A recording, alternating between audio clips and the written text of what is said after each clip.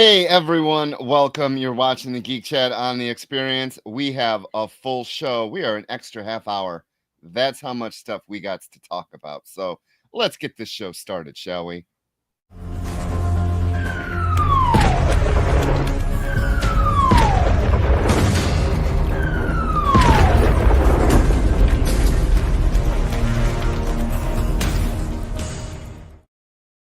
Hey everyone, I am Beardy Rich. I am one of the co-hosts of the Geek Chat, and this is my lovely co-host. And I'm Little Black Beauty Desmond. Nice to meet you all, and welcome to all you folks who normally show up. We really appreciate, and for showing up 30 minutes earlier. I know, it's crazy, isn't it? Yeah, you having to get up 30 minutes earlier? Ugh, scary. It is, really is. So you're watching us on the Experience, home to a lot of great programming. I have been dipping into a lot of the different shows lately. We have a lot to offer on the Experience, so I hope you check out other shows on this channel. Up next is Megan Mall, Sketch Up with Megan Mall, and they have some guests and they do sketches. So you be sure flip to the stay vowels. Huh? It's Mel and Mog. Really? You flip the vowels in the name. Megan Mall. I wasn't gonna correct him. Well, correct me. It's okay. I'm gonna change their name tonight on the show to that. It's one of those things where I expect him to get the names wrong, so it's kind of like right. But I was shocked that it wasn't an Italian name. Hey, Space Case. Hey, Paul. So we have a giveaway as usual, and after I posted out about this, why aren't we reading this book? No clue why we're not reviewing it. Maybe next week. I don't know. But it is Robin and Batman, Jason Todd, #1. It is the 1 in 25 by John McCrae. And if no one wants this, I will happily take it off Desmond's hands, because this is a really, really cool looking cover too. I love the way the Batman looks. I've always been a John McCrae fan. And this is just great. So put in the hashtag Geek Chat. Yeah. And it's that classic checkerboard top. And you can thank Paul for picking this one up. He was the one that picked this up. He picked this out, and so Paul is the one that has the great taste, and is definitely less filling. And it's fantastic. So yes, again, thanks, Put in the hashtag Geek Chat in the chat if you would like to, in the comment section, and jump in here to win. We love it. We love it. But yeah, 5:30 to 7. It's crazy, More time to talk. More time to talk. More time to just have a good time with all of you. Give you a little bit of what's been going on in our world. Rich has been going crazy about these movies that are coming out, and he's like, oh, we got to get tickets for this, and oh, we got to get tickets for that. And so I always like, get the tickets for us and everything. It's great. We make a day out of it. And it was funny. The Superman tickets just went on sale earlier this week, and so I'm sitting at work, doing my work, and he sends me a message.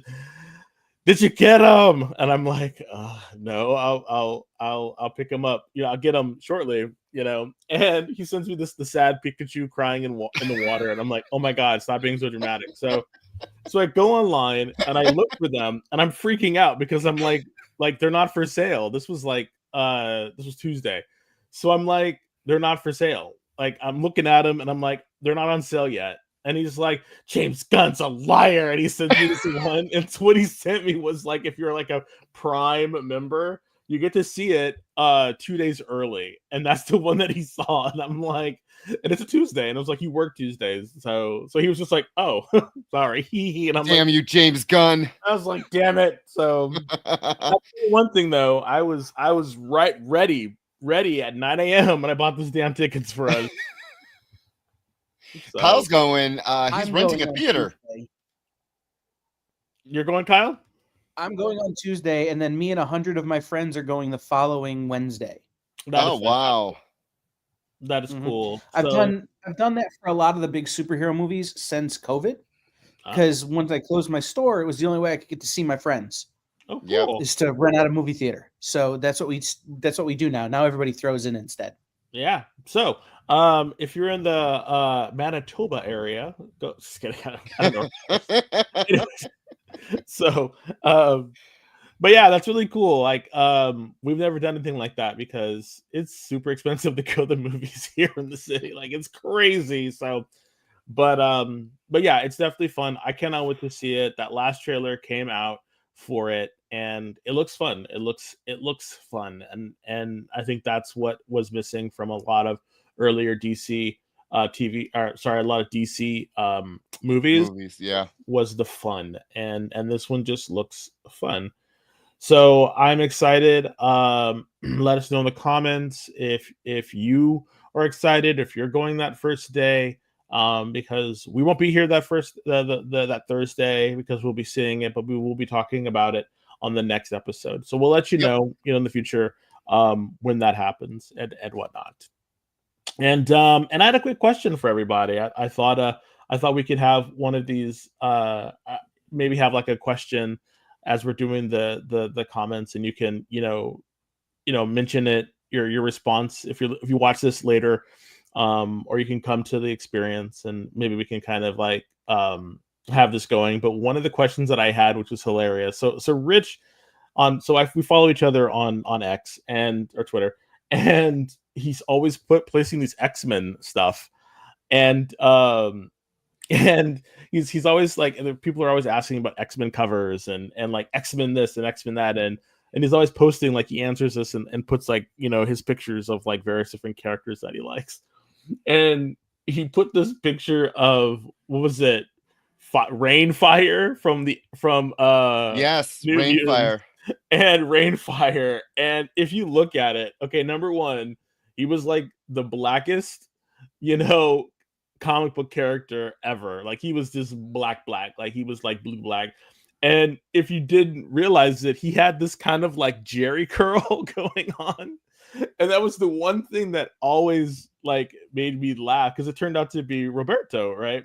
Or his twin or whatever, clone. I think they retconned it or whatever, but They did. yeah, but it was him. And so, like, it's just funny because when he got angry or when he was evil, he grew out his hair and had a Jerry curl, an evil Jerry curl. And I thought that was hilarious. So my question for all of you is, and we can talk about this as the show goes on, is like, who has the best hair in comics? Or who has like no hair in comics, and you really like that. I mean, Lex has been rocking a bald head since he was a kid, so That's true. so, That's yeah. very true. So I figured I'd throw that in. I throw that in there because that really made me think about like hairstyles, because everyone always talks about like what they're wearing and the patches and the guns and all this, but who has like the best hair? We can talk about that a little bit later, but my bet's on Starfire. So classic Starfire. Yes. So Classic Starfire. classic Yes. Starfire. So The way that she always was drawn with her long hair that turned to fire at the end. Love it. No, we're not talking about Guy Gardner and his bowl cut, his mohair, Joe. So, but anyway, please put that in. We'll revert back to it and think about, like, people with good hair.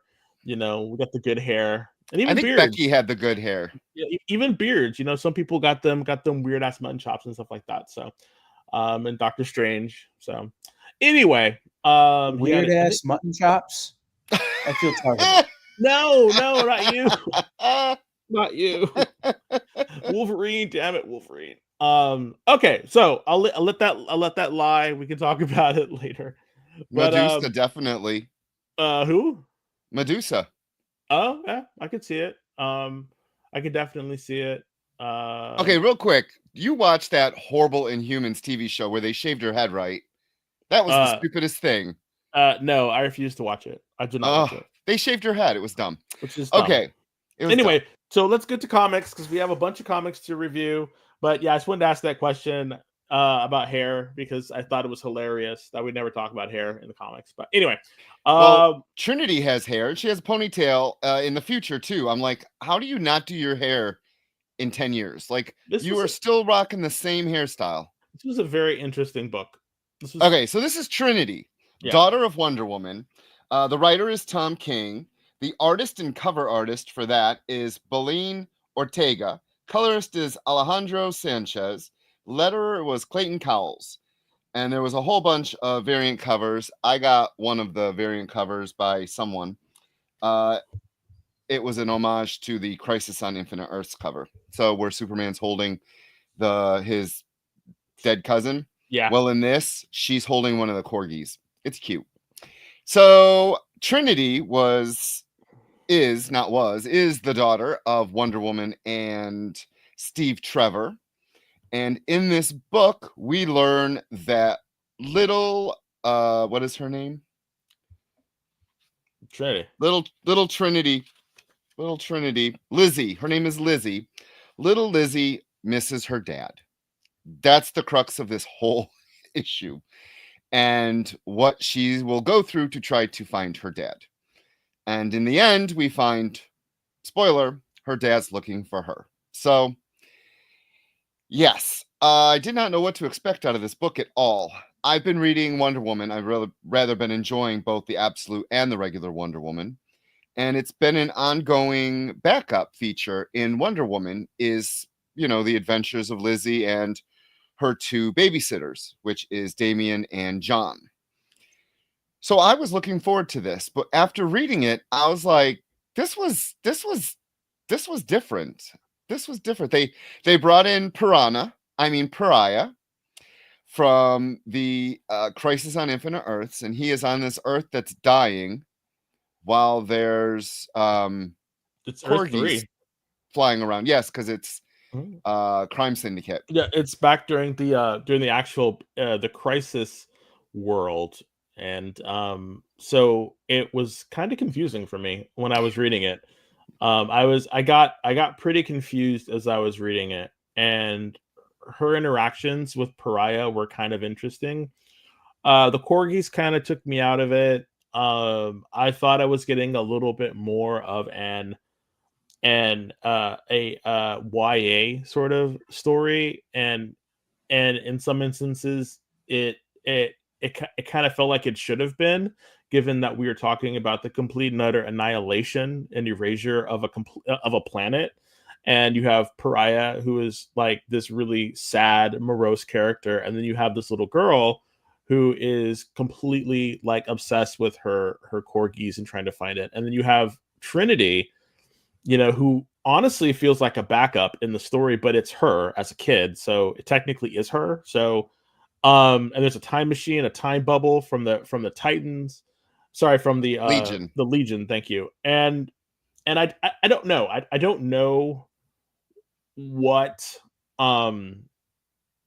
I don't know. It felt like this story was a bit all over the place. And it definitely was. Yeah, while the art was fantastic, though. I think that was one thing that was really going for this book was the art. But I really wished that there was some retroactive way we could go back in time and have her with Damien and John as a kid, as a teenager, and really make them the three of them, because what I think is missing and what was really great in Peter David's run of Young Justice was the three of them. We had Cassie, Cassie, Tim Drake, and Connor, and the three of them together was just spot on. Was just fantastic. So I don't, and again, I was not reading the backup stories for this character, so I don't know if that directly relates to what's going on in this issue. But the issue for me just felt all over the place of what was going on. Hi, Barlord. Hey, Barlord. And for that, I don't know. The ending, with Steve Trevor looking for his daughter,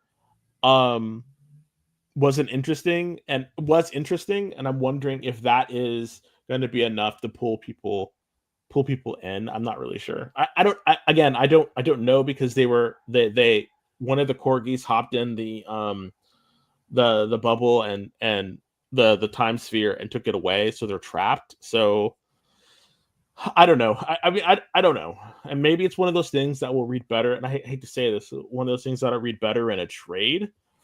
But I don't know. I don't know, and I don't know. It wasn't what I was expecting No. in the story at all. Not at all. And I will definitely be reading it. I kind of have a Really? You'll be reading problem. it?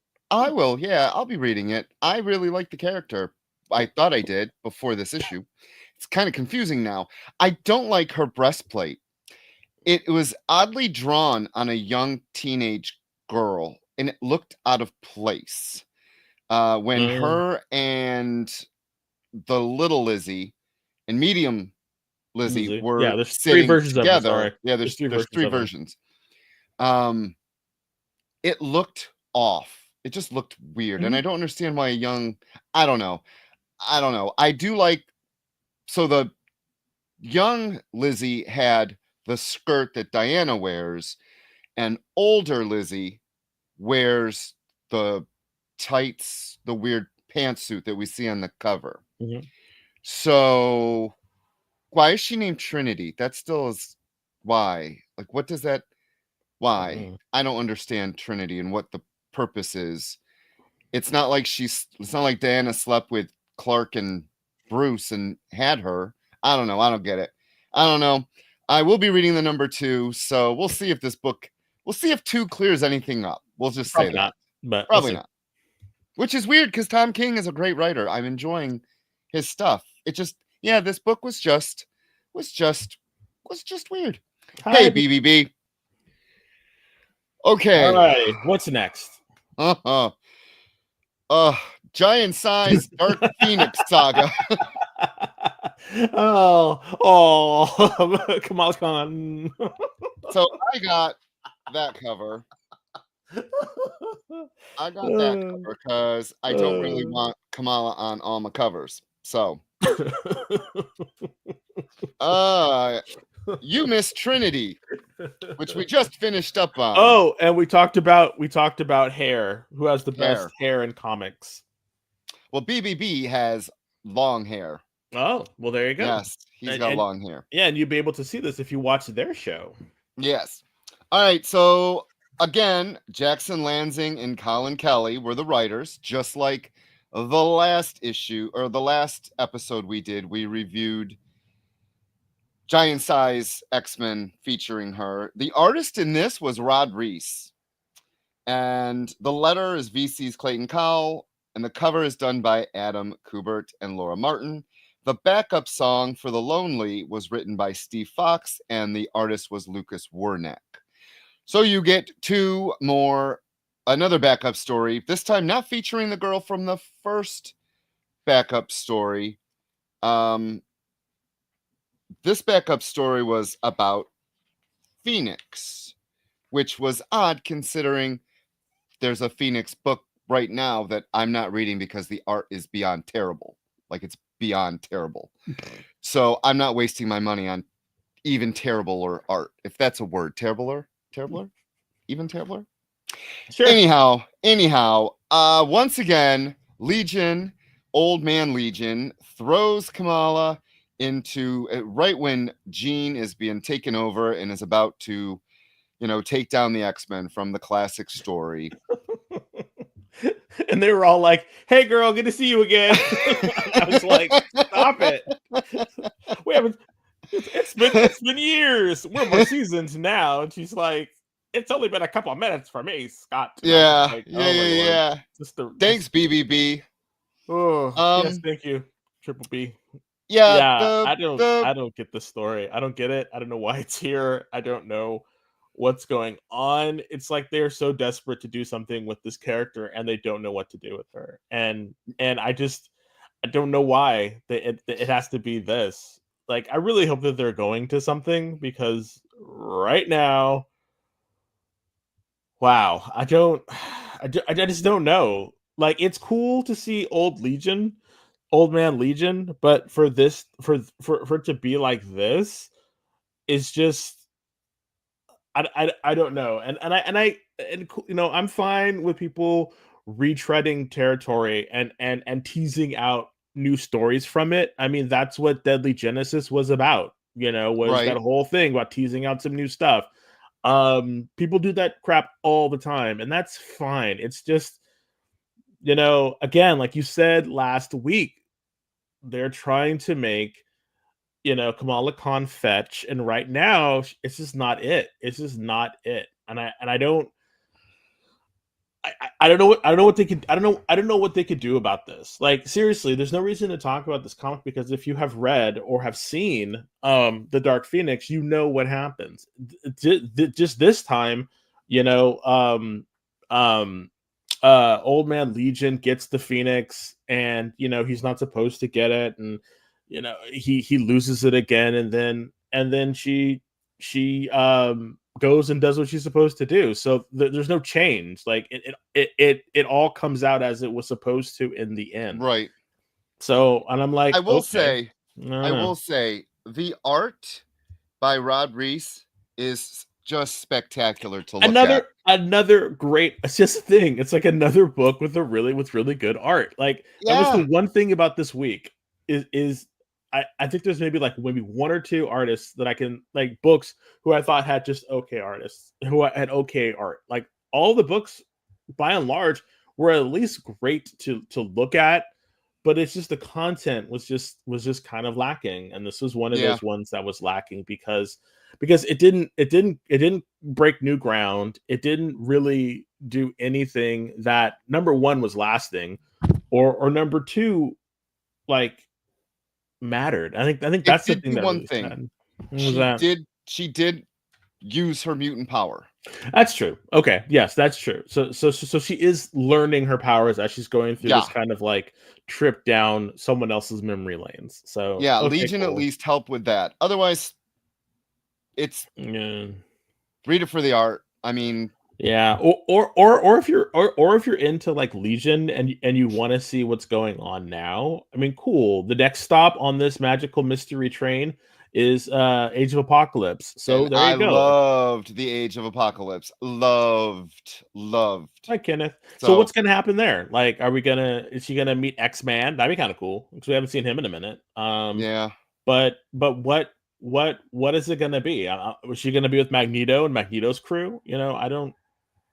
I who don't know. knows? We'll see. We'll be Yeah. reviewing it. Okay. Okay, next up. Let's just sweep that. Next up, the Umbrella Academy. No, Sparrow The Academy. Sparrow Academy. I got the Fabio Moon cover because love. So, yes, completely different from the TV show. If you're watching the TV show, Yeah, completely different. yes, completely different. So, story and script: Gerard Way and Gabriel Ba. Art by Gabriel Ba. Colors by Dave Stewart. Letters by Nate Picos and Blambot. Mhm. Unless Nate Picos is Blambot, and then yeah. So, Yeah. and there were a butt ton of covers for this book, like a ton of covers. So who in the chat has been waiting for this book? Because I know I haven't been. And that's not a bad thing. That is not any kind of condemnation of the book or the series or the story or anything like that. I think the story by and large is pretty interesting. And with this one, Plan B, it's the Umbrella Academy Plan B, and we get to see another set of kids that was raised by a female counterpart of the Monocle, and it's about these group of teens. I kind of pictured it, and maybe you can see this, or if you saw this when you were reading it, it's very much like the X-Men versus the Hellions in a more sort of pseudo Grant Morrison kind of or strange, way. And I really Mhm. felt that in this book, because it felt like everyone was diametrically opposed to each other. Like, they had powers that could either immediately turn off the other person's power or negate parts of their powers. So it really felt like they got their asses handed to them, the original Umbrella Academy, because now we have this new kids on the block, and they are the Sparrow Academy. And for that, I thought that was very interesting because I like the interplay between the two camps. And the Sparrow Academy really comes off like like spoiled brats. So that's another reason. And the woman that is I can't remember her name, the woman who is running the that academy was really giving me hardcore like pseudo Emma Frost kind of feelings. So I don't know if you felt that or when you were reading it or what, but what were your thoughts, Rich? So I liked the fact that he basically did a recap in the first couple pages, but it didn't feel like a recap. Yeah. It felt like part of the story because he's introducing the Sparrows. And I really liked this recap for new readers. It's been a while since I've read this. Yeah, So 100%. And it was nice to have this. Oh yeah, he got 14 kids, divided them up, raised 7 of them horribly. 7 of them didn't know him. And now they are basically better at their job than the original 7 were. Yeah. But that air of superiority is gonna bite them. Bite them in the ass. Like definitely. He's really setting them up for a fall. So Barlord, I read the original and I never read the second one. I think there was one after. There's been 3 so far. I've only read the first one. The first one was the one that was kind of like, okay, and then I never really got into the other 2. I didn't even know there was 3 in the original. I just knew the first one. So and I really like the TV show. I mean, the third season, second season, whatever the last season was, it went a little weird, but the whole show was a little weird. So I enjoyed it. The art is fun and quirky. Doesn't take itself too seriously. It's very Magnolia light.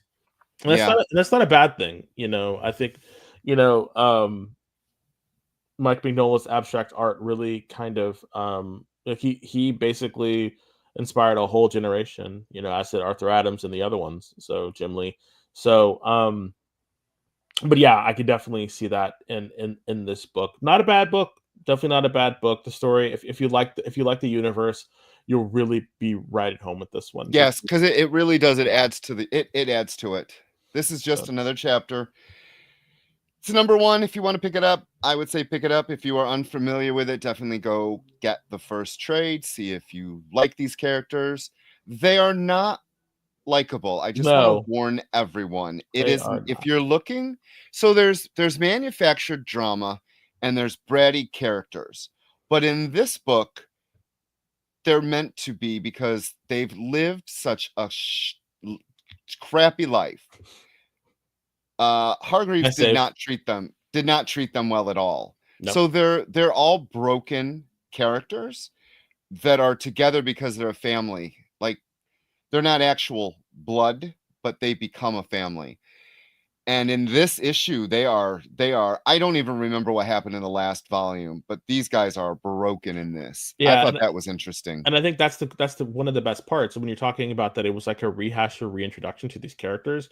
I thought that was one of the things that I thought was really good, because how Way started it was the fight, and we got to see them use their powers, and we got to see them get their asses kicked while they were using their powers. And while this is all happening, we're getting a little bit of a backstory, because there's different time jumps, because it also is when they were kids and then when they were not kids, and you know, they're adults. And so there's this switch that's happening, or this change, or in the narrative that's happening. That's really interesting, because it compresses the time in such a way that you're able to get a lot of stuff.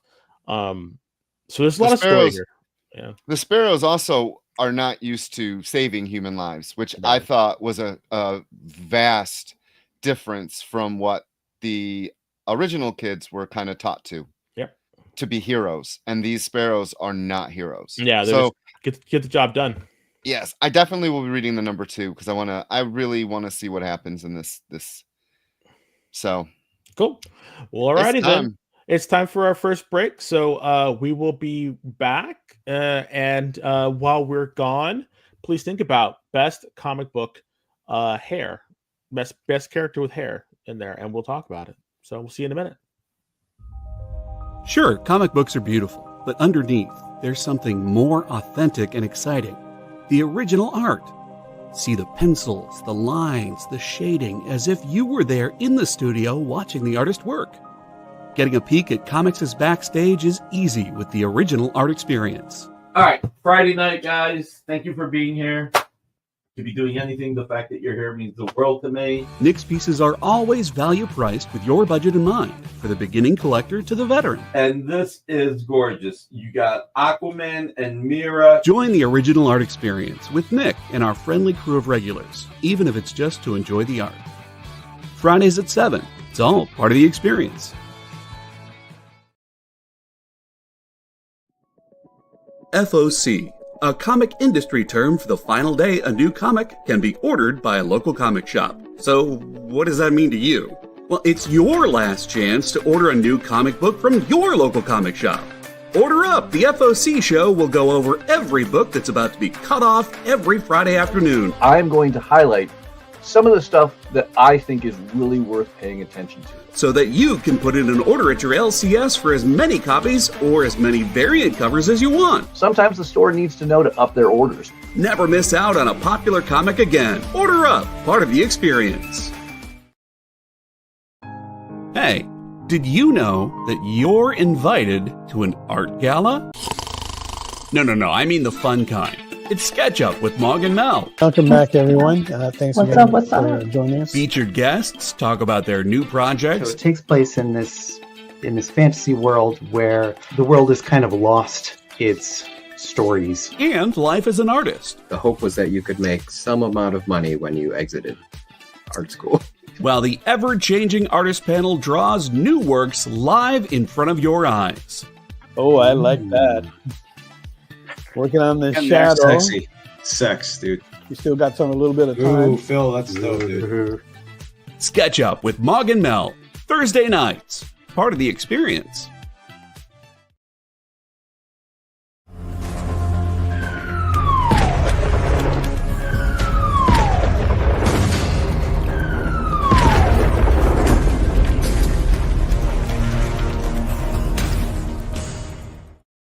Hey everyone, we are back. The Geek Chat on the Experience. I'm Beardy Rich. And I'm Little Black Beardy Dez. And this is section 2. Yes, if you're just joining us, we've been doing this now, and we are ready to go. This is Robin and Batman Jason Todd number 1. It was Batman and Jason Todd. It is the 1 in 25. We are giving it away to you just for watching, and if no one gets it, I get it because I want it. Yes. It's done by John McCrae, and unfortunately, we're not reviewing this book, and I don't know why not. But because you didn't put it on the list. There were over 17. There were like 20 number ones from the last 2 weeks. And I was like, "Oh God, we gotta whittle this down." Yeah. So, and if you're just joining us because you thought we started at 6:00, no, we actually start 30 minutes earlier now, starting today. So we will have to definitely we'll let you know, and you can join us. This is going on, so please join us at 5:30. And 5:30, that is what is it? 5:30, 8:30 Eastern time. 8:30 Eastern. Yeah. So, all right. BB. By the way, Comics. just a little aside, as you mentioned, 16 new number ones this week. FOC on Monday contains only 3 new number ones. What? Wow. Yeah. Yes, they It's love doing this to us. all the dumb. Yep. But we're FOCing for the 5th week of a month. Yeah. Oh, So it's a fine. weird week anyway. So Yeah, there you go. all right. Crazy. Here's the books. Yes. So, also, BB Comics says best comic book hair this week was from Vampirella. Okay, I'll definitely give you that. Classic, straight down with the bangs. Like it. A couple of other ones that were really, really great. Oh, Supergirl had great hair. Okay.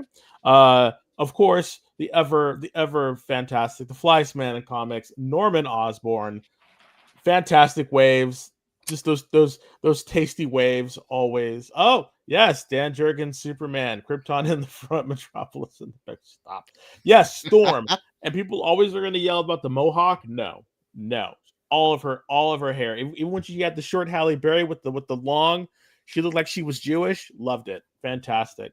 Let's see. People are saying on Google, they're saying that Star-Lord had really good hair. Spider-Man had really good hair. Peter Parker. Black Widow, various styles. I would say yes. In her classic style, where she had the pointed with the that classic femme fatale. Fantastic hair. So gonna have a couple of more, so just stay tuned if you want to put. Oh, okay. So Adam Warlock with the chartreuse Bieber cut. You gotta love it. So speaking of Black Widow, though, we're gonna review the new Avengers Thunderbolts. And I cannot wait to hear what Rich thought of this book. So, Thunderbolts #1 was written by Sam Humphries. The artist is Tone Lima. Color artist is Rain Barreto. I don't know. VC's Joe Sabino was the letterer. And that cover was done by Steven Segovia and Rain. Again, I can't tell if it's 2 O's or 2 D's. So we'll just say Burrito. Sure. Retailers were told this was Thunderbolts. And then once the movie came out, of course, it was changed to New Avengers. There's no reason why this book should be New Avengers. None. Why not? There's no reason this cast of characters should be together. Why not? None. I think it's interesting that the cover shows you everyone who's in the book, but on the title page, they give boxes, and the boxes only show Bucky and Black Widow, and then the rest are blacked out. They're on the cover. Like the mystery isn't there when you put them on the cover. I don't understand Marvel's decision because they have not introduced them all yet. You know. Okay, yeah, okay. We'll go with that. Because look, because like #1, you don't get Clea until the end. They haven't even said anything about the Hulk. You know, he's not even in the book. They just mention him. Carnage is not even in the book. Carnage is in the book, and I guess that's Eddie Brock now. So I don't know. There's like a lot of stuff going on in like Marvel, and hey, you know, Bucky and Black Widow have trauma sex, so that's good, I guess. You know, yeah, Laura Kinney gets her arm blown off. So that was a gorgeous page. It was a good. So like another really good artist. Another really. Oh good my artist. God, he reminds me of the '90s. I just saw the '90s reading his art. Everyone's long and lanky. It reminded me a little bit of Brett Booth. Hey Eddie. Hey Eddie. He said Brett Booth. Wow, I haven't thought about that name in forever. Whiplash.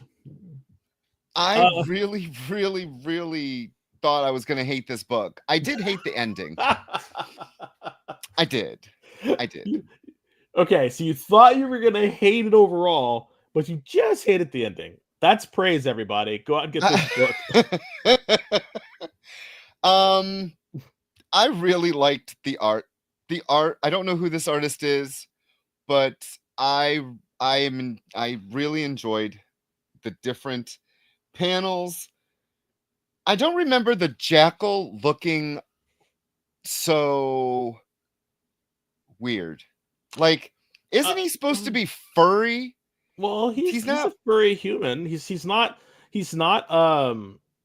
what's his name? Vermin. Like Vermin is an actual like rat thing. Yeah.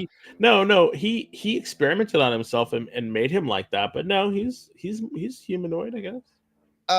Okay, so you didn't watch the Gremlins cartoon, did you?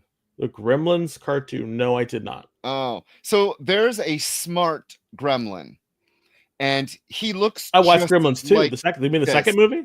No, cartoon. Oh no, I never watched the cartoon. Oh yeah, there's been a cartoon out that they've been doing, and enjoy. Yeah, the Netflix one, Barlow. No, not the Netflix one. It's on Max, I think.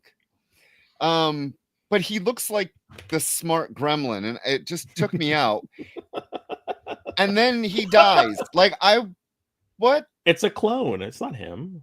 Yeah. Oh, and they're fighting crazy mutated versions of the Illuminati. Yes, that was the whole that Like the whole story is wackadoo. Like the whole story really is. Like I'm reading it, really is. and I'm like, what's I just going gotta on? show it.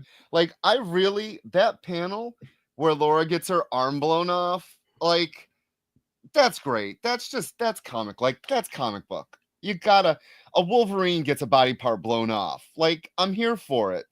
But on the flip side, you have this thing that's supposed to be Namor.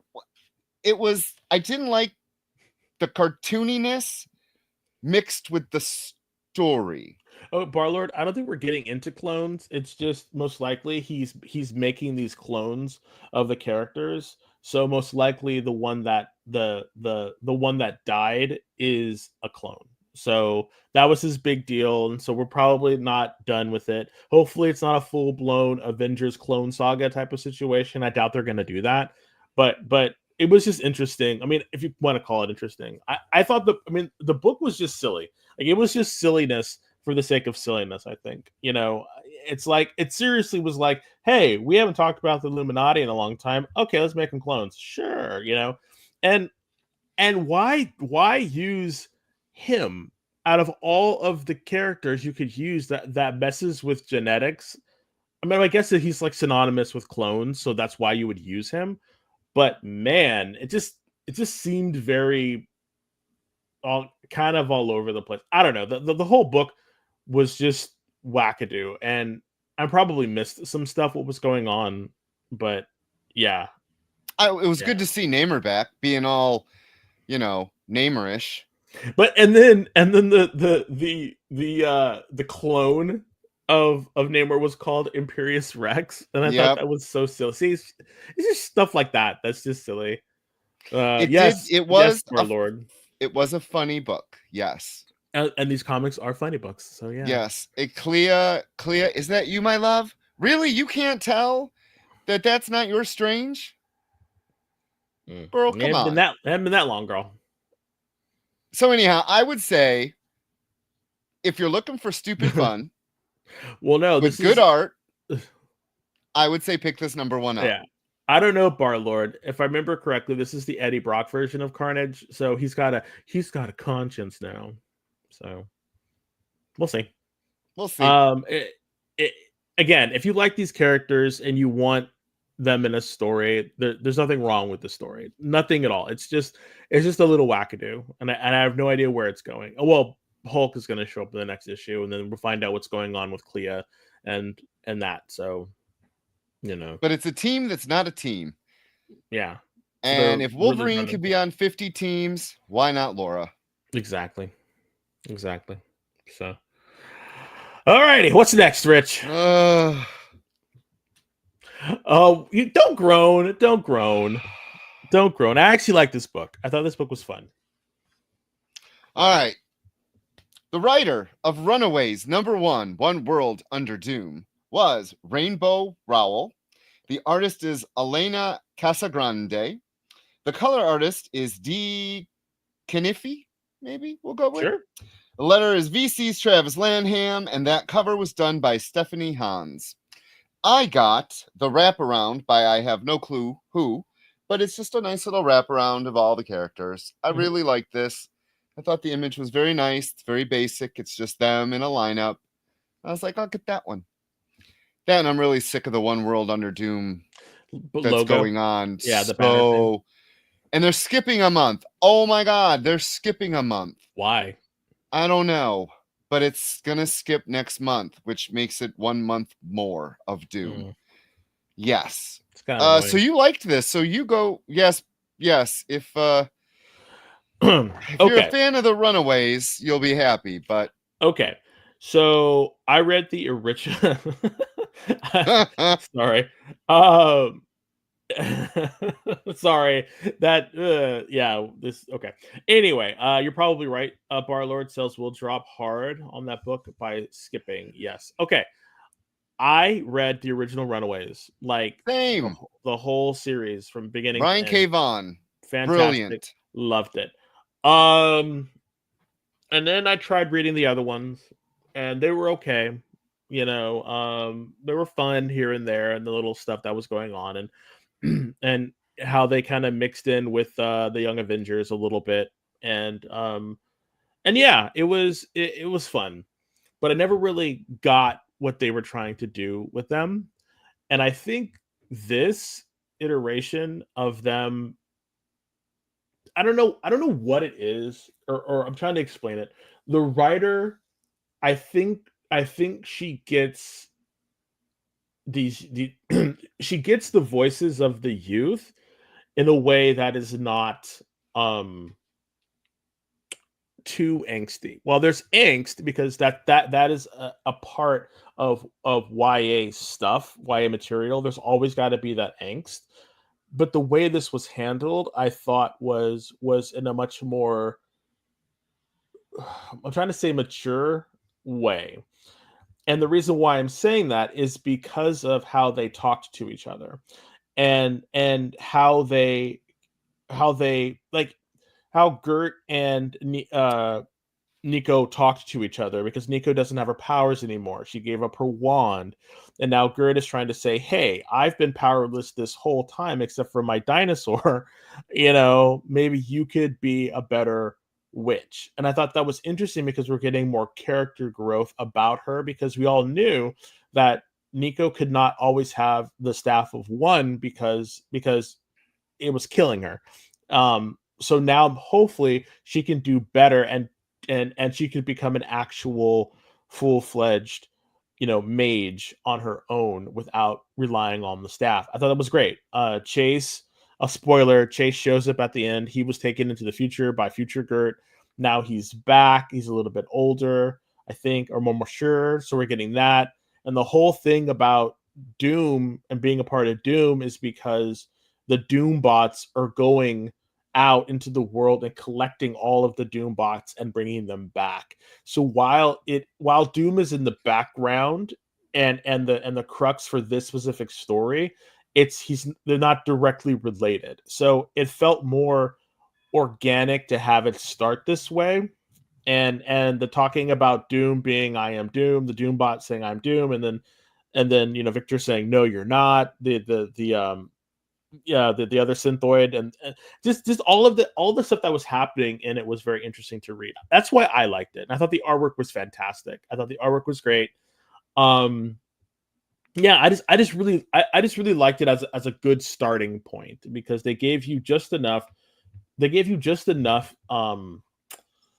backstory to get you in without doing a full-on dump of everything that's happened to these characters. And I liked that. I really liked that. So yeah, I will be picking up the number 2. I hope that this is an actual series. It'll be interesting to see how long they're able to make this last. And the fact that, no one has come and got these kids is kind of interesting to me, because they've been everywhere. And you can't be runaways if you're pretty much emancipated at this point. So I don't know, but yeah. Oh, wow. I don't give a damn about my bad reputation because I'm not a deputy. But yeah, I enjoyed it, and I know that Rich hated it. So come on, Rich, what'd you hate? I did not hate it. What'd you hate about it? Come on, speak your truth, sir. Speak your truth. As soon as I read the word unalive, I was like, "This is stupid." Well, that's how the youth speaks, sir. Well, they're stupid because they can't say the word kill or dead or death. No, because supposedly you can't say it on YouTube videos or whatnot, because you'll get demonetized. So that is colloquialism. We're gonna get the algorithm's gonna hate you now. Thanks, Rich. You just buried us. It's stupid. You have to say pew pews and unalive, and it's stupid. Yeah, and we are becoming more soft, and I hate that. Anyhow, enough about my rant about people being soft. It's funny you said these characters growing because I feel like I've been reading the same shtick for the last decade. Like, oh, woe is me. Cry, cry, cry. Molly's never growing up. Molly's just gonna stay a young girl forever. She looked a little bit taller. They made her a little bit taller. And also the thing that made me really nice was when Nico was in the car and she was all, "What was me? Oh my god!" And then Doombot says, "No angst." I'm making like, why are you being angsty in the car? Come on, I thought that was really fun. Like even Doombot was self aware that you're being angsty. Bring in the food. Bring in the stuff. It's time to eat. Stuff like that. If you could be self-aware of your angstiness, and not let it quote unquote control you is a really good, sign of emotional intelligence. And I think that's one of the reasons why I like the book is because while they do wallow in that sometimes because they're teens or young adults, they're still able to get together and work it out. So I don't know if I'm going to read the number 2. I don't know. I don't know what I was expecting. I was looking forward to this book, and then I read it, and I was like, I had no idea. Care still? I see. The thing is, I was not looking forward to this book at all because I didn't really know about it or anything that was happening. I'm thinking, oh, cool. They have to renew the IP, so we're getting another Runaways. Well, sweet, yes, that's just it. But this one, I really liked how it started. I didn't like the other ones that much, except for the original one. Like the other ones were just kind of like, So I don't know. I'm gonna stick with it and try it. I cannot wait to see what happens after the Doom logo falls off. But we'll see. It might just be a limited for the Doom. 3 issues is fine. It's probably enough. It's probably all they need anyway. Yeah. All right. So the next book is, okay. The Amazing Spider-Man, but it's giant-sized. And it debuts a new character. Oh my God. Everyone has to buy 30 copies because it's the first appearance of a new character. Yeah. That new character was so exciting too, wasn't it? So exciting. I already forgot. All right. So there's multiple stories in this. I'm not going to go through all of them. I'm going to highlight 2 of the stories I liked. And look who's on the cover. I really liked, huh? Look who's on the cover. Who's on the cover? Kamala. She's everywhere. Yeah, she's everywhere. She's the new Wolverine. I liked the first story by Kevin Smith. So the first story was Unstable, Kevin Smith writing, Giuseppe Camuncoli, because I absolutely love him. I love him. And Danielle Orlandini were the artists. Eric Arciniega was the color artist, and VC's Joe Caramagna was the letterer. And that cover was done by Greg Capullo. I liked this story. It was cute. It was stupid. Basically, Mysterio slits a hole in Spider-Man's costume in his butt, and his butt is being exposed. And it's up to Spider-Man to try to fix his costume. So he goes to Doctor Strange. He goes to the Fantastic Four, where they're fighting because what is his name? The Psycho Man was there. It was fun. It was stupid. It was Kevin Smith being Kevin Smith with the Marvel Universe. You don't see it very often. No, it was a little short. I was like, okay. And then the rest of the book came, and I was like, The rest of it was a mixed bag. I'll be honest. Chip Zdarsky is the one that creates the new character. Again, forgettable. I think his name is Forgettable. And then the last story, of course, Marvel has to get you a prelude to something that has nothing to do with Spider-Man, because that's what Marvel does. So the last story, the art is it's Sandoval, which I love his art, but it's Kid Kaiju, what is his name? Kid Kaiju, right? Kid Kaiju, something like that. Yeah. Yeah, he's the kid that can draw kaijus into existence, right? No. He's one of the Venoms. Kid Venom. I don't know. I don't know. It was just a commercial for their next upcoming thing. And I'm like, why did you waste a story in this? Why? Why? I read it for Why? Kevin Smith. That was the only reason why I took it, because I enjoy Kevin Smith and I enjoy his humor, his writing. It's silly. I think this was great because he was in there. It's kind of one and done, and I think that's how he needs to kind of like do his stuff, because it takes him forever to get stuff done, because he's doing stuff, right? So whenever he's able to contribute something super small in a giant size, that is where he shines the best. Yes, Kid Venom. Thank you, Easy Reader. So I yeah, just thought this was kind of like a sucker punch, because you're reading it for one story and you're paying all this money. The other stories aren't bad by any. I mean, they're not great. This, if it wasn't they were names in this. Like, they're not new people. Like, Chip Zdarsky. Yeah, I don't know. I thought each story was going to be linked. I really did. I thought something was going to bridge them together. Nothing. Just 4 different stories of various degrees of goodness. I mean, that's kind of my review of this book. I would say, if you can find the Kevin Smith story somewhere at a friend or somewhere you read online, read it. But as a whole, this was a thumbs down for me. I'll have to agree. I think a lot of these giant size, either they'll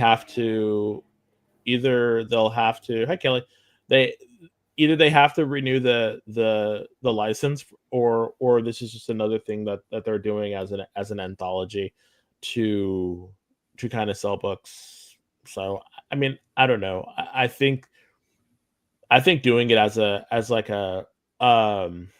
what is it, as a backup story in the Spider-Man would have been a lot better, in my opinion. Just do it have it as a backup story. I don't know why. Add a buck to the book and put it in. This was just. So, and on that note, well, that will lead us into our last commercial break. That way Kyle can pay them bills. So send us to commercial, Button Chop Kyle. According to a statistic that I just made up, people spend 4 hours a day changing the television channel. People who watch The Experience don't do that. Save yourself a ton of time by tuning into The Experience and enjoying our new original programming 7 days a week. And then tell your friends. Think about the money they could save on batteries in the remote alone just by tuning into The Experience. Find out more by scanning the QR code below.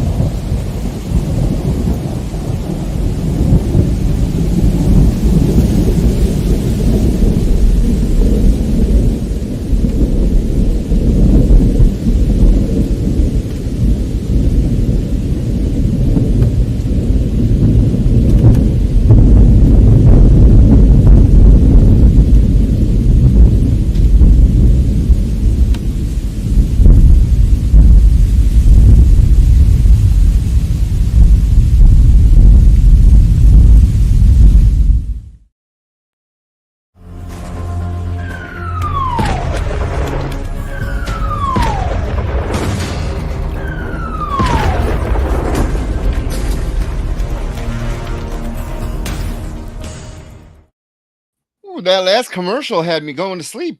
It was doing its job. Rest. You had to go to the bathroom. Relaxation.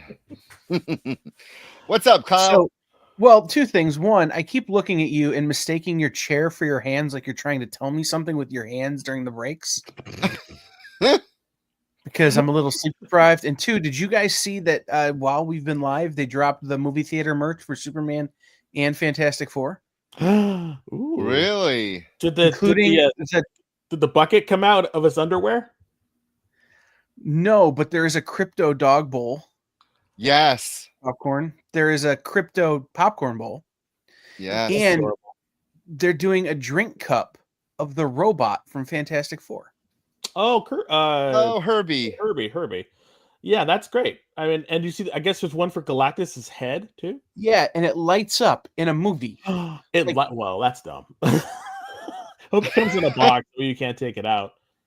Right. Who wants to buy one? So Okay, well, we'll have to get one. yeah. Yeah, this merch is getting silly. So, Yes. but it's adorable though. It is. But So all right. you're watching the Geek Chat on the Experience too, by the way. Yes. Welcome back. All right, so we're giving away our giveaway. It's a 1 in 25. John McCrae, Robin and Batman, Jason Todd #1. And you just need to put in hashtag Geek Chat to win a copy. Win your copy, because if not, I want it. Like, I really like this cover. Cool. So, all right. Our last time, we're going to talk about hair and comics. So, Comic Book Resources a while ago put out a stuff and talked about who had the best hair in comics. So, some of their mentions were Goku from goddamn forgetting the name, Dragon Ball Z. He's one of the people. Original Archie with his little redheaded butt, his little redheaded stuff. Sailor Moon, I could definitely agree with that. Rogue for her skunk when it was right in the center. A couple other good ones. Yu-Gi-Oh! Yugi Moto from Yu-Gi-Oh! He had the big star hair that was kind of like out like that. So that was kind of adorable. Starfire, of course, made the list. And finally, my boy, you know and love him, Astro Boy, with his two little like sticky hair thingies that stuck up. So I love Astro Boy. Let me show you. He's one of my favorite. He's one of my favorite characters ever created. I'm going off screen because I wanted to show you this. So while I was in Japan, I got a really cool Astro Boy figure, and it's Astro Boy playing the bass. I thought it was really kind of cool. So that's adorable. Yeah, I got it when I was in Japan. So yes, long shot with his mullet. That was another really good one as well. But yeah, so we had a nice, really good conversation about hair in comics. So you know who has no hair? Silver Surfer. Silver Surfer, Professor X, and all those bald guys. But that's a great segue, my friend. Thank you. So the death of the Silver Surfer. I swear we've read this before, but he dies every couple years. I was like, I swear, didn't he die like before? Didn't we do this already? All right, so this was written by Greg Pak. Artist is Sumit Kumar. The color artist is Frank D'Amata. And VC's Joe Sabino was the letterer. And that cover was done by Dyke Ruan. I had to get, of course, one of our favorite artists, Tradmore. I had to grab the Tradmore cover. I adore Tradmore's art. Love, love, love. So if his cover can grace this shitty book, I mean, this cover could grace this book I did not much care for. More power to it. I thought the artwork was good. I did not. Really? I liked the artwork. No. It was great. Really? I did not. No. I did not like his surfer. I did not like the way he looked. I did not like the form. I did not like the face. I did not like the art. I thought her battle suit looked good. Yeah, I thought the details and everything were really good. The reflective coating on him, like I don't know. We are gonna have to agree to disagree on this, sir. I thought the art was the best thing going for the book, honestly. Well, it didn't help that the story was very meh. So yes, easy reader. When he's going through and he's attacking the army, I was like, where did this come from? What is this guy doing on the ground? Like, why is there a bug? I did not understand what was going on. Did not much care for any of this book at all. Well, it's just because I didn't really understand it. So okay, so we have another, mega mogul, you have like a tech person who bought, I guess they bought Sword. Like, I don't understand how that'll happen. And then he's like, we can't go after the mutants because of this. We can't go after the superheroes. We can't do this. but aliens are where we're gonna like put all of our eggs in, and so we're gonna stop aliens. So let's go deal with the Silver Surfer. And then the woman, like, she has a gun and she shoots the Silver Surfer, and I'm like, okay, you're shooting him with like a magnum, and you're piercing his cosmic coated alloy of a body, and then you cause him to explode, and then he's fine. I'm like, wait, what? Did he explain what the gun was? Did I miss that? He didn't. Okay. No, Or the shell casings or No. anything that was happening. Like I didn't get it. And then they're like, oh, the Silver Surfer was just a test. Now we're gonna go after Scar. I didn't understand what the book was trying to do, and I'm thinking, are you trying to tell the super grand scale story, and we're just supposed to stay on the ride with you? Was this a one shot? I did not understand this book whatsoever. It felt like it had no reason, like there was no reason given why I should care at all. And I I'm like the Silver Surfer. disappointed. I like Greg Pak. I like his writing. I just really did not. I don't know. I did not care for this No, book Steve. at all. No, Steve. There was no Shelabal was not even in the book. Like I don't understand, unless this new woman is going to become a Silver Surfer, that was introduced, who has all these accolades from various different colleges. I didn't get it. I did not get the reasoning for this book, and that was the most frustrating thing, because at least in some books you can kind of understand what they're trying to do, or they hook you in, but this one just seems like I don't know. Yeah. I Well, it's funny. New Avengers, the hook was they're building a team to take down something. And Yeah. us as readers, by the end of the book, you find out what the something is. But the way he told the story was really interesting, bringing them together. Mhm. Like Laura's like, I don't want to join a team. Well, it's not a team, but it's going to end up being a team. Where this book, The Death of the Silver Surfer, and then Galactus is on the last page. and he's dead. And he's dead, encased in something. I don't know. It was a mess. Is this the future? Is this the past? Is this I don't know. not 616? I don't don't get know. it. Yes, Steve. It was magic bullets. Okay, we'll go with it because the writer didn't tell us, so why not?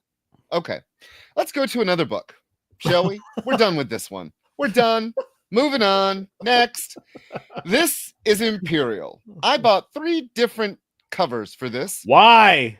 And the number 2, I wanted every single cover. Why? I You were had out to of control, pick. sir. I picked 2. I had to pick 2. And Coop Out was of like, control. you really don't want the Lilandra one? And I was like, I do, but yes. So I got 3 Straight to covers jail. of this book. And I love it. This was Jonathan Hickman. I don't know why I'm thinking Robert. Robert Hickman? Robert Hickman. We're going to rename him too. You're just going to All merge right. the two together. You talk while I find the credits. One giant bear writer who's just like, ah. Marvel does funny things with their layouts. We could get Ryan Ollie to draw it. Here we go. Okay, cool. Okay, Imperial. 1. Name of the 1. Writer, Jonathan Hickman. Artist, Ivan Coelho and Federico Vincentini. Yeah. Another we'll book with really good art. Yes. Color artist is Federico Blee. And that cover was done by Marco Cicchetto and Marte Gracia. And like I said, there were 1, 2, 3, 4, 5, 6, 7, 8, 9 variants. I got 3 of them, including, I don't know who it's by, but I got like the all out. Why? Did you really like the book, or did you just really like the covers? I really like the covers. I love variant covers. Because I thought the book was okay. I thought it was okay. Yeah. The one thing that was crazy is this comes after Imperial. Now, this comes after Empire, right? Is this Fallout from Empire? That thing that made what's his name? Hulkling, the emperor of the what the Shi'ar, the emperor of the Kree. No, it's just a space story. It's okay. Hickman Okay. Yeah, Barlord, it does follow X-Manhunt, but unfortunately, we don't see any of those characters. No, in this that's yet. the thing. We don't. Like, again, I didn't know where this book came out of. And so I'm reading the parts because it's episodic. Because that's just what Hickman does. He wants to write books, but he doesn't. And so he just does it in his comics where you have like different chapters or different points of And they're all views. named. And so I'm reading it and I'm like, am I missing something? Is something going on? No. We got World Breaker Hulk. Awesome. Loved it. We got Amadeus Cho in their kind of like fantasy outfits. We have She-Hulk looking hot. She-Hulk. And then we have what is it? And then we have Star-Lord and his pops. And they completely stole that whole second thing. Completely stolen from the Winter Soldier. Get out of here with that. Get out of here with that. Seriously, that whole second part where his dad gets assassinated, full on Winter Soldier. Like, come on. To start the war and everything. I don't know. I don't know. Like, maybe I'll read it again, or I find myself, whenever I see Hickman books, don't at me. Whenever I see Hickman books, I just like I find more enjoyment reading it as a full book than I do as individual issues. The individual issues just I don't know what it is about it. It's just and then that was the same thing with Gods. That was the same thing with his Gods. I couldn't do Avengers. Gods, I read 2 issues and I'm Secret like, Avengers. I'm out. Sorry, Secret Avengers was His the Secret same Avengers way. I really liked. But I read it as trades, and it was great. I tried reading it as individual issues, just could not do it. I just could not do it. Oh my god. So the whole thing focuses really around Hulk going back for his son's his son was assassinated. And he brings along Amadeus Cho and She-Hulk as backups for their strength. And it is a murder mystery, and you learn a little bit, but I don't believe that was a mystery. Well, the mystery is who's behind everything. It was the Wakandans. At least you're made to think it was the Wakandans, and that's another thing. I totally forgot the Wakandans are in space now. We got space Wakandans. I'm like, I totally forgot about that. Sure, whatever. I don't get it. I think that this is going to reignite the space for Marvel, and I remember when Annihilation came out and all of those stories, they were so good. Marvel really hasn't had a good space story in a while, and I think Hickman is going to be the match that ignites, and I'm hoping, I don't know, we don't really know, but I'm really hoping, because you have so many cool races out there, and we only got a very small handful of them in this book. Well, the ones that mattered. I mean, that's what you're gonna get, you know. And I think the reason why Annihilation worked so well is because they let DNA cook, you know, and they let them do the Guardians of the Galaxy, who no one was checking for, and they started to build up that cosmic stuff. And now, because of Hickman's name, he's like, okay, I'm just gonna throw us all into this giant, you know, intergalactic war, and we're just gonna run with it. And I'm like, and so while I trust Hickman and I like the artist, I'm like, okay, I'm here for it.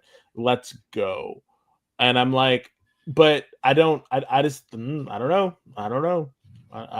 I'm not closing the door because I like Hickman stuff, but again, this might be a trade for me. I really love when Hulk and Banner work together. For me, I am enjoying that. I'm enjoying this Hulk in this. So I loved Immortal Hulk. Like, I thought that was one of the best books. And then the new Hulk book, I kind of started it in the beginning, and I just didn't really, I'm not feeling it. Yeah. But seeing this Hulk as the World Breaker, I'm pumped to read something with the World Breaker. And the fact that it is all this different space aliens, I'm enjoying this book so far. And they announced this week 2 spin-off. It's going to be Lilandra, and I can't remember the other one. The Lantern's Star kind of cool. Lord, something. Maybe that's where the X Manhunt is going to pick up, and we can see what happened with that. So Yeah. I definitely will be Well, picking that up because I always like the Shi'ar personally. It's her niece that is in trouble. Her Mhm. niece, or no, her daughter. Oh, the It's Nova. her daughter. It's a Nova one. Nova's it. Thank you. Yeah, Yeah. thanks, Nova was Star-Lord. the other one. But are they going to kill her? Like, interesting. No. Also, Barlord says the fact that we're seeing him do other stuff, meaning Hickman, thinks that he's going to be off of Ultimate Spider-Man by the end of the year. I hope not. I love Ultimate Spider-Man. Hope not. You all want to read some good Spider-Man where he's got a Yeah. family and he's not a schmuck? Yeah. Also, Barlord, you hope it gets a tight lean given 4 issues. I agree 100%, but that's not going to happen. But hopefully. All right, we got one yeah. more book. I actually, I thought this was a really fun book. I can't wait to talk about it. Really? Find the credits. I did. I liked the first one. I didn't read the first one, so maybe I should read the first one before I read this one, because when I was looking for it, I was like, "Oh, this is the second." Really? He wants us to read the second one? Well, yeah, because the first one came out already. I honestly thought it was just Justice League versus Godzilla, and you see the difference, folks. Let's talk about the differences. Okay, so this is Justice League versus Godzilla versus Kong. Okay, the Godzilla versus Kong is the legendary American version of Godzilla, which is different than the Toho version, which you're seeing in Marvel. That's why they're able to do this, because it's Godzilla versus Kong's version of Godzilla. So while they're technically the same character, Godzilla, it's two different timelines. For lack of a better word, it's two different timelines, or two different series of stories. Godzilla. Yeah. So right. that's the difference, because Toho gave Legendary the rights to do Godzilla here in America, as their own American, quote unquote, not property, but as their own American stories. So that's why we're seeing it as Justice League versus Godzilla versus Kong, because Godzilla versus Kong is its own universe. So with Legendary. Yeah. Okay, I'm gonna butcher this name, but what else? What's normal for me? Brian Buccellato. Maybe? Yes, Buccellato. Christian Deuce did the art. Luis Guerrero was the colorist. And Comicraft's Tyler Smith did the lettering. And that main cover was done by Christian Deuce and Luis Guerrero. And then this had a whole bunch of covers, including the variant cover I got by Dan Mora, because Dan Mora is amazing. Straight to jail. Huh? Straight to jail. I love it. All right. So, hi, Wired Dose Podcast. Welcome in. Oh, welcome. Okay. So this one involves the Suicide Squad, and I loved it. They're going to blow themselves up on Godzilla. Is that what's going to happen? I loved it. Hey, yes. Tyler. I had no idea what was going on through this whole thing, and it was very interesting. And I will read it as a trade. Really? Yeah, I'm not going to pick up number 2. I mean, I'll tell you one thing though. It made me want to pick up the first one. I'll tell you that. Like, it made me want to pick up the first one because I completely missed it. I missed the boat on this whole thing. So when it was number 2 and I read this one, I was like, okay, this is interesting. I could go to a con and get this series half off, like a half off book, and probably like really, get into it. So. I loved it. I thought it was stupid fun. Yeah. I enjoy the Suicide Squad. I always have. It was fat Amanda Waller, so I was very happy. Peacemaker, of course, is now in the Suicide Squad. So yeah. Yeah, he's been there for a while now. You ain't getting rid of him. Yeah, no, yep, that definitely that's his thing. And then they kill Amanda Waller at the end. Were you pissed? No. I love it. Okay, she ain't dead. I don't think she's dead. I think she's gonna come. Dead. Okay, King Shark as a kaiju. That was fun. Yes. That was fun. The art is really good. Yeah, he draws really good kaijus. Like I looked at that and I was like, okay, we're getting cool kaijus with this one. Yeah, I liked that. So again, it's stupid shit like that, or stupid stuff Hey, like Tyler, that welcome that I in. thought was really fun with the book. The whole book is basically them, the Justice League, going to, is it Monster Island in this or Skull Island? It's Skull Island on this. Yeah, that's from Legendary Pictures. That's where Yeah. Godzilla and all the other monsters live. And it's Superman and Supergirl fighting dinosaurs and getting punched. And look, they're funny books. And sometimes it's okay, even though, you know, people getting shot and eaten, and it's still stupid fun. And at the end of the day, if it makes you forget about your life for like 10 minutes, it's worth it. And that's why I enjoyed this. I really like the first one. Des, see if you can find the first one. Oh, okay. I think you'll like it. I really do. Yeah, I'll check it out, because I mean, if it's anything like the Godzilla books that we've been reading from Marvel, then I definitely will enjoy it. And again, I like the Justice League. I like what's going on. I don't know.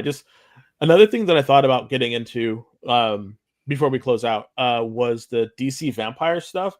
I heard that stuff was kind of fun. But again, I heard it's very silly. It does not take itself seriously, and you just kind of got to roll with it. And I'm like, part of me really wants to pick up that series. And I think you should. And that was the same thing when I read Injustice. Like, I got Injustice and I read the Injustice. first one. I read it. I was on So a vacation. good. I read it on a vacation. I got the the graphic, the collected edition, and I read it on a vacation while we were flying and stuff like that. And I read it. And I was like, damn, this is pretty good. So again, I think this is one of those books that I could do that with, as well as the Batman vampires. So, all right, everybody, if you have not, you want to talk about this one real quick, or do you want to? It was on your sheet, but I can give you the 10-second review if you need it. Sure, please. It's Priest and Joe Q doing Marvel Knights. Yeah. If I need to tell you more than that, go to school. Yeah. Oh, the art, and we got a white Black Panther. Yes. So yeah, that's what all the outreach was about. If people were talking about, now we're gonna have like a white Ryan Gosling is gonna be Black Panther in the Endgame movie, which would be hilarious. If they did that, if they had the balls to do that, I would stand up and clap. I'd be like, hell yeah. He's gonna die anyway. So you've got two for recommendations for the DC vampires. Yeah, definitely. Yes, you didn't hear about that? Show enough. You didn't hear about that? It's only a rumor, but it's not. I don't think it's gonna happen. But yeah, there's Priest created a white Black Panther a long time ago. So this is kind of like retreading stuff. But yeah, it's but interesting. And on that note, we're gonna go to our giveaway. If you have not put in for this fantastic, can you show the cover real quick, Kyle, real quick before you go to the Geek Chat thingy? That's the cover. Jason Todd, Robin and Batman. Put in hashtag Geek Chat. It was by, what's his name? John McCrae. John McCrae, and he loves it. Yeah. I don't know. But okay. I know I shouldn't have said it at the end, because now people are all chatting about the craziness with Priest. But we gotta go. We gotta do this Geek Chat. We gotta throw this. We gotta throw this out there to everybody. Everybody, who are we giving it to? Who's getting this? Who is getting this today? All right. Sweet. Fantastic. So, Kenneth, you're going to get this cover. We're going to send it out to you. Please fill out the information, and we will make sure that you get this book. Stay tuned for Mog, and Mel. They're coming on right after us. It's always a pleasure to talk to you guys. Remember, we start at 5:30 Pacific time, 8:30 Eastern time on Thursdays. We're going to give you an extra 30 minutes of fantastic geekiness just for you. So please tell your friends, like and share and subscribe. And as Thank always, you for coming in and spending the night with us too. yes, and we always the experience has fantastic shows. Some of the creators are in the room with us now. Please check out those shows as well. Every day has something going on. So for Rich, that guy over there, that's Beardy Rich. I'm Little Black Beardy Des, and the voice that you hear is Beardy Kyle. And we'll see you next time. Bye. Bye, everyone.